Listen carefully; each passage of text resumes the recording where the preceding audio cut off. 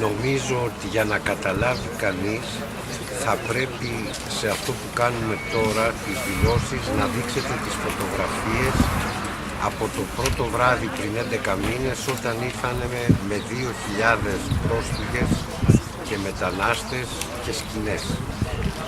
Η πρόοδος είναι τεράστια, έχουμε καταφέρει να διαχειριστούμε το πρόβλημα με οργανώσεις όπως η οργάνωσή σας αρκετές φορές.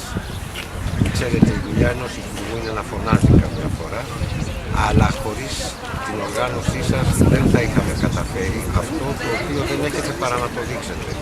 Και την ώρα που το βλέπουμε να θυμηθούμε ότι πριν από 11 μήνες εδώ ήταν 2.000 άνθρωποι στις σκηνές.